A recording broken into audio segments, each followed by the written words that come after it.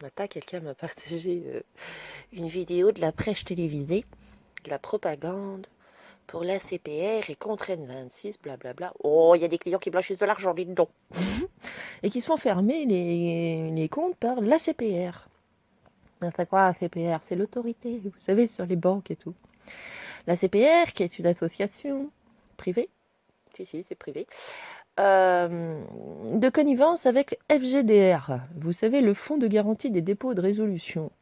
Les chargés d'une mission de service public. Vous trouvez tout ça sur leur site, hein, c'est facile, hein. Voilà.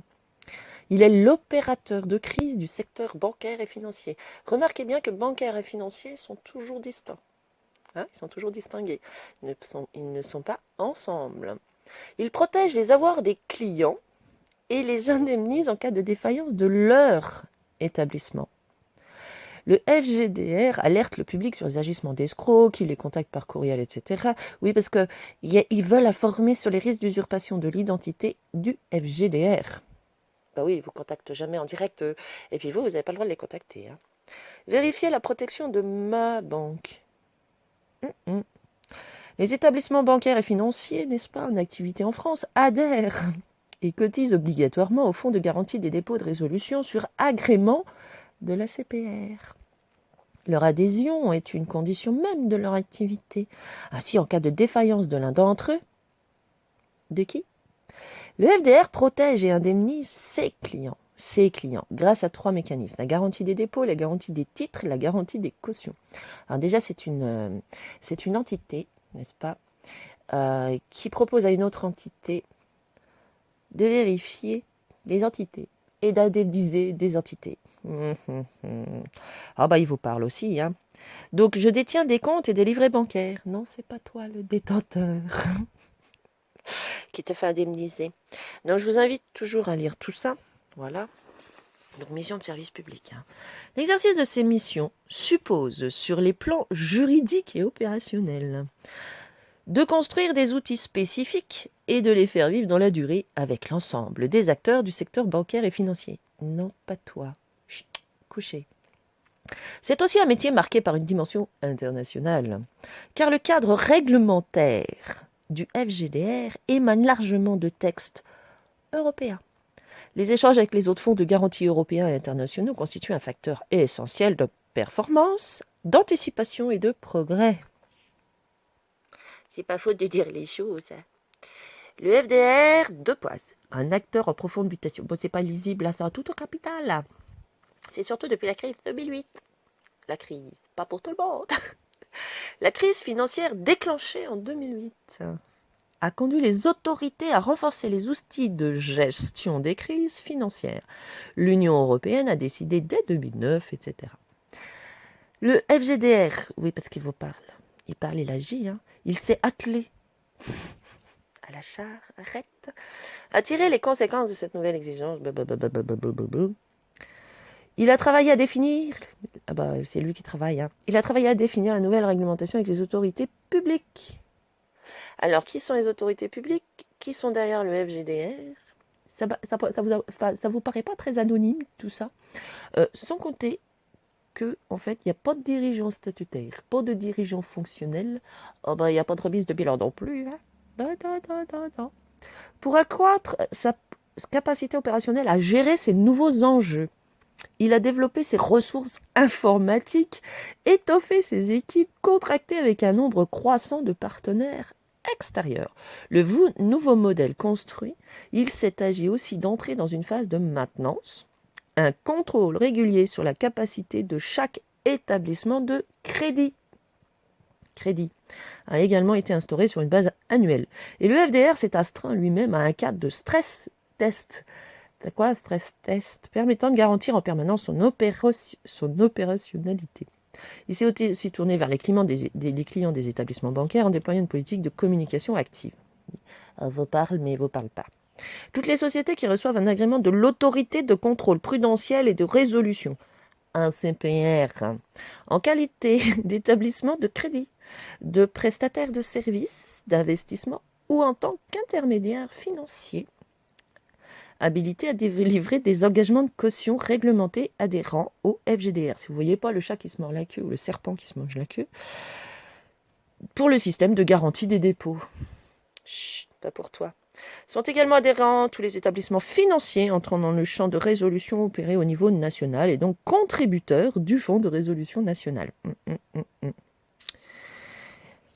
Voilà, donc je vous invite à aller voir sur leur site.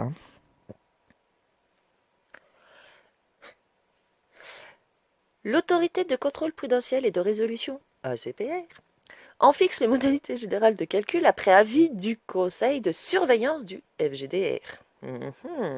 Le conseil de surveillance du FGDR, de son côté, en détermine le niveau chaque année sur avis conforme de l'ACPR et de l'autorité des marchés financiers, AMF, pour la garantie des titres. Pour bâtir les nouveaux outils et process d'indemnisation, le FGDR a lancé en 2011, en coopération étroite avec les établissements bancaires de la place. Vous pouvez remarquer qu'il y a une capitale à la place. De la place. Ah, ben ils appellent ça comme ça, les établissements bancaires de la place. Voilà. Un chantier d'ampleur nommé chantier 20 jours, blablabla, blablabla. Ce chantier s'est organisé en 2 volets. Production technique du fichier VUC par les établissements bancaires. Et tout ça, c'est le système intégré de communication, le SIC. Alors, qu'est-ce que c'est que ce VUC ?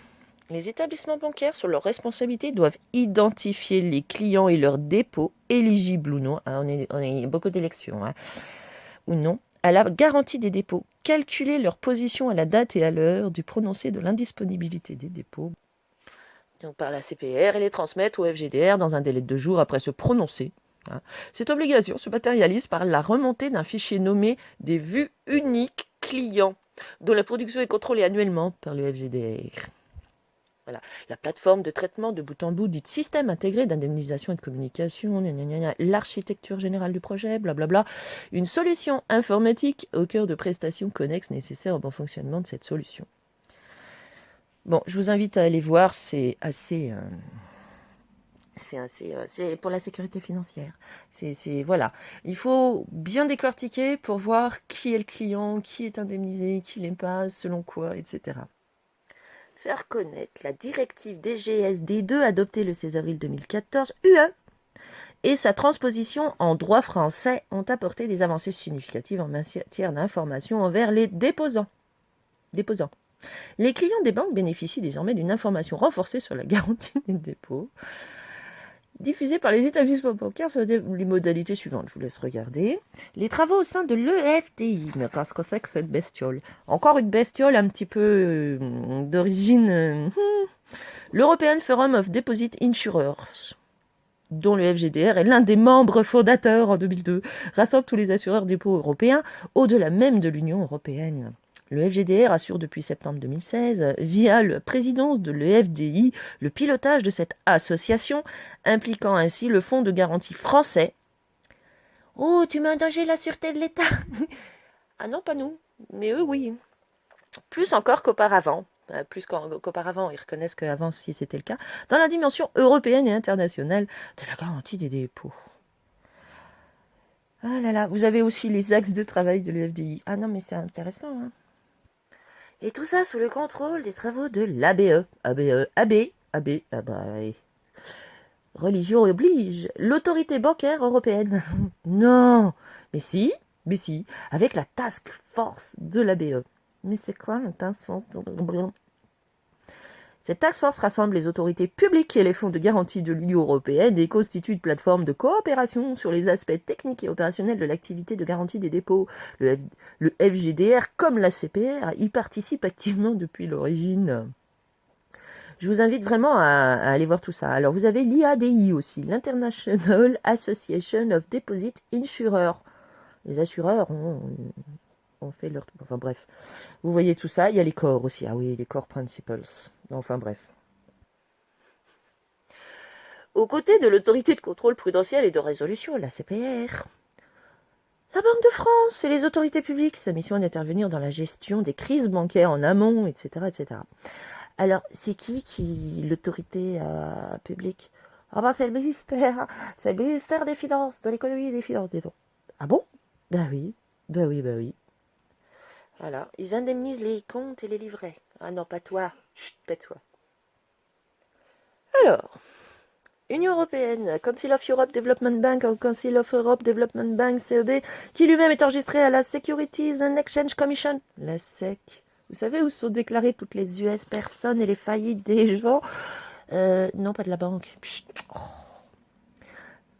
Dénomination commerciale, Commission européenne. Alors, il y a un siège social à Paris, Paris 16. Duns number 734 470 786. Ministère de la Justice. Non, parce qu'il paraît qu'il y a des recours en France. Ah. Ministère de la Justice. Duns number Paris 01 579 004 862. Actionnaire, gouvernement, Premier ministre. Une marque déposée à Grascom. Agence de gestion de recouvrement des avoirs saisis et confisqués.